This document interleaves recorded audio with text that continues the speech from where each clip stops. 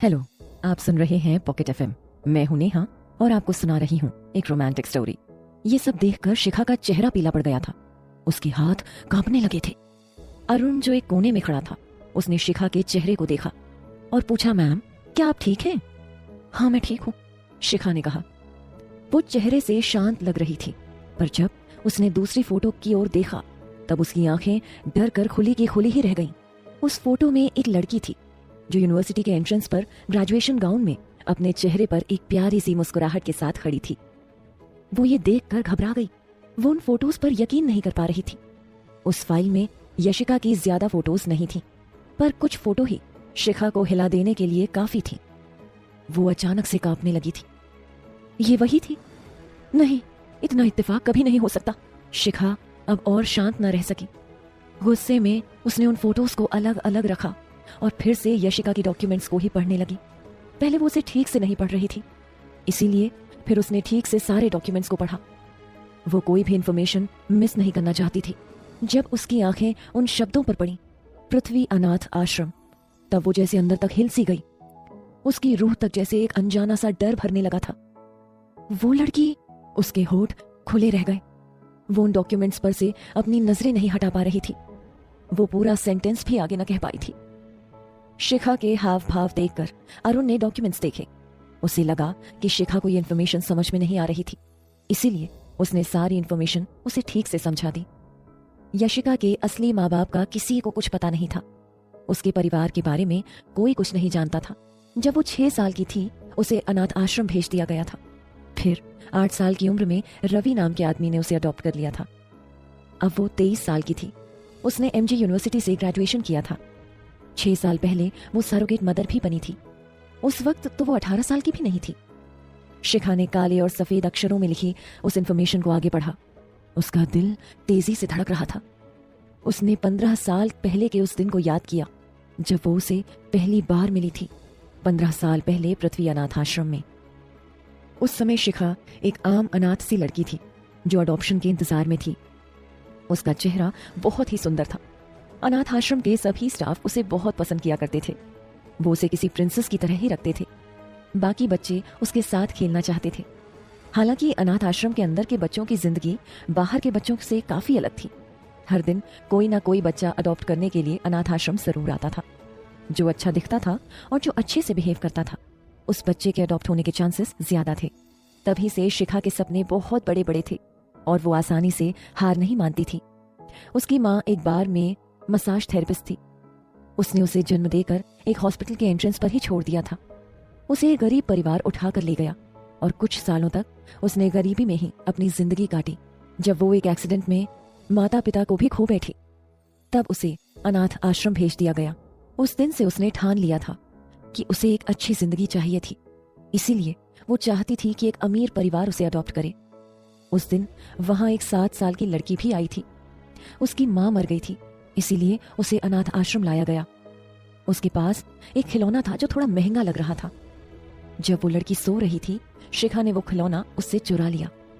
जब वो लड़की उठी और उसने देखा कि वो खिलौना वहां नहीं था, वो समझ गई कि किसी ने उसे चुरा लिया था और फिर वो रोने लगी। हालांकि उस समय सभी ने शिखा का ही साइड लिया। किसी ने भी ये नहीं माना कि वो खिलौना शिखा ने चुराया था। फिर थोड़े दिन बाद अनाथ आश्रम आकर एक बूढ़ा आदमी उसके बारे में पूछने लगा। उस बूढ़े आदमी के पास उस खिलौने का दूसरा टुकड़ा था।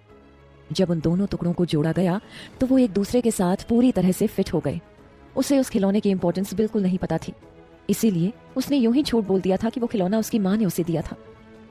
उस बूढ़े आदमी ने उसकी बातों पर यकीन किया और उसे घर ले आया और फिर उसका नाम उसने शिखा रख दिया था। 14 साल की उम्र में उसने अपने ग्रैंडसन मानव से उसका रिश्ता तय कर दिया। शिखा अफसोस करते हुए सोफे पर बैठ गई। उसने हाथ अपने सर पर रख लिया। उसके माथे पर ठंडा पसीना आ गया था। उसने उन डॉक्यूमेंट्स को जोर से पकड़ा। उसके हाथ कांपने लगे। वो घबराने लगी थी। वो ये नहीं समझ पा रही थी कि मानव ने ये सब कुछ आखिर क्यों पता लगाया था। क्या उसे उसके पास के लाइफ के बारे में कुछ पता चल गया था? क्या वो उसकी आइडेंटिटी पर कोई डाउट कर रहा था? उसका दिल इस बात को सोचकर तेजी से धड़कने लगा। असलियत में तो उसने ही यशिका का खिलौना चुराया था। अनाथ आश्रम में रहते समय सुंदर होने और वेल बिहेव्ड होने की वजह से उसे वहां सब बहुत पसंद किया करते थे। वो तब छोटी ही थी, उसने तब तक अपनी लाइफ में कुछ भी अच्छा नहीं देखा था। इसीलिए जब उसने यशिका का वो सुंदर सा खिलौना देखा, उसके मन में लालच आ गया और फिर उसने उसे चुरा लिया। इसके बाद यशिका को समझ आ गया था कि उसका खिलौना किसी ने चोरी कर लिया था। शिखा के पास वो खिलौना देखकर वो उससे बात करने के लिए ही पहुंच गई।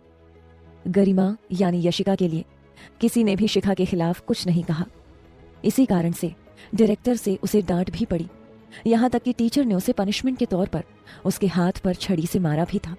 इसके कारण उसे इतना दर्द हुआ कि वो कुछ रातों तक बस रोती ही रही थी।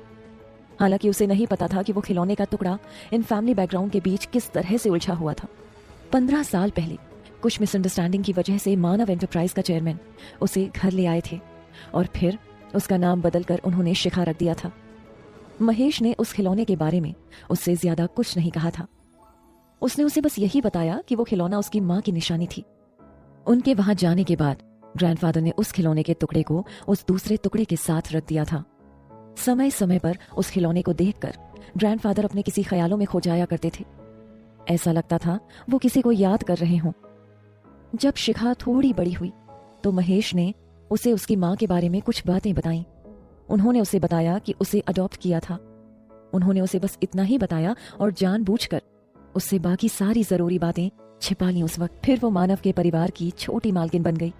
वो बड़ी हुई, फिर उसके ग्रैंडसन के साथ उसकी एंगेजमेंट भी हो गई।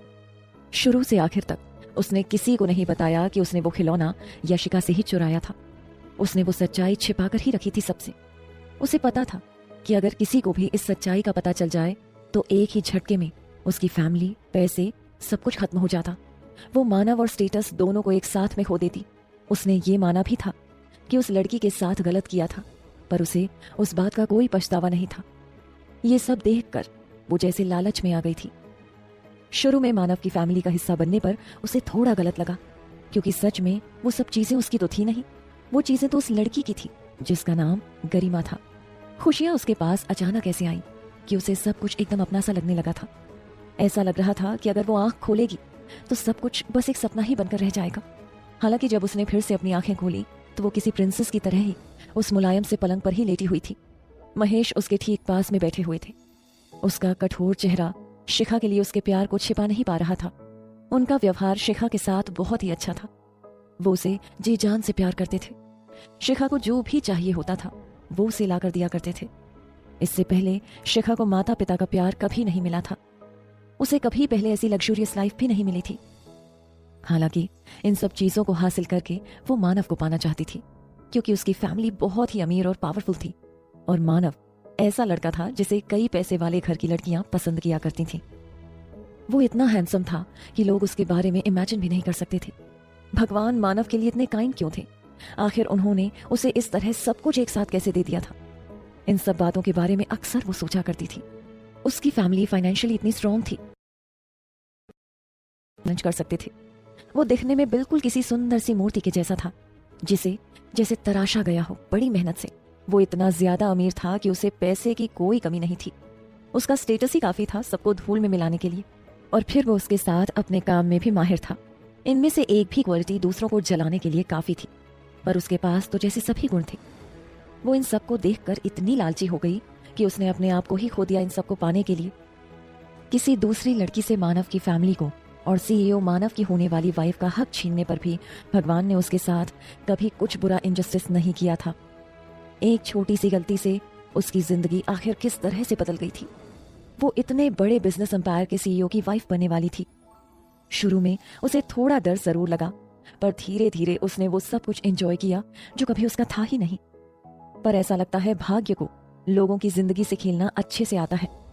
शिखा से भगवान ने इस सब के बदले मां बनने की शक्ति ही छीन ली थी। ये परेशानी उसे जन्म से ही थी। हालांकि महेश ने उसका काफी मेडिकल ट्रीटमेंट करवाया, लेकिन कोई भी उसका इलाज नहीं कर पाया था। पर सबसे बड़ी ट्रेजेडी तो ये हुई कि जिस सरोगेट मदर को महेश ने चूज किया था, वो खिलौना असल में उसी लड़की का था। शिखा के माथे पर पसीना आने लगा था। कई साल के बाद इत्तेफाक से वो फिर मिल गए, क्योंकि 9 साल पहले उसने गरिमा का खिलौना चुराकर वो सब कुछ अपना बना लिया था जो गरिमा का था। और 9 साल बाद गरिमा ने सरोगेट मदर बनकर उसी आदमी के बच्चे को जन्म दिया जिसकी वो असल में हकदार थी। किसी अनजाने से धागे ने उस लड़की को और मानव को एक दूसरे से जैसे बांधे रखा था, जिससे शिखा को बहुत बुरा लगा। क्या मानव या शिखा के बारे में ये सब इसीलिए पता लगा रहा था क्योंकि उसे शिखा की आइडेंटिटी पर डाउट था, और उसे ये लग रहा था कि वो खिलौने का टुकड़ा उसका नहीं था। ये नहीं हो सकता। उसने पूरे जतन से ये सच्चाई सबसे छिपाई थी। एक बार जब वो बड़ी हो रही थी, महेश को भी उस पर डाउट हुआ था, क्योंकि उसके उस खिलौने को टुकड़े को देखकर उसने कोई भी आइडेंटिटी वेरिफिकेशन नहीं करवाया था। हालांकि वो जैसे जैसे बड़ी हुई वो ज्यादा सुंदर दिखती गई, और वो किसी भी तरह से उस औरत की तरह बिल्कुल भी नहीं दिखती थी। इसी वजह से खुद महेश भी उस पर डाउट कर रहे थे। इसीलिए ग्रैंडपा ने एक दिन चुपचाप उसके बाल देकर उन्हें डीएनए टेस्टिंग के लिए भेज दिया। वो काफी चालाक थी, इसीलिए उसे समझ में आ गया कि कुछ तो गलत हो रहा था उसके साथ। ग्रैंडपा के इरादों को जानकर उसने अपनी पहचान छिपाने के लिए जेनेटिक्स डिपार्टमेंट के हर आदमी को रिश्वत दे दी, जिससे वो अपनी आइडेंटिटी को छिपा सके। उस रिपोर्ट के बाद महेश को यकीन हो गया था कि शिखा उसी औरत की बेटी थी। उसके बाद क्या हुआ जानेंगे आगे पॉकेट एफएम पर। मैं हूं नेहा।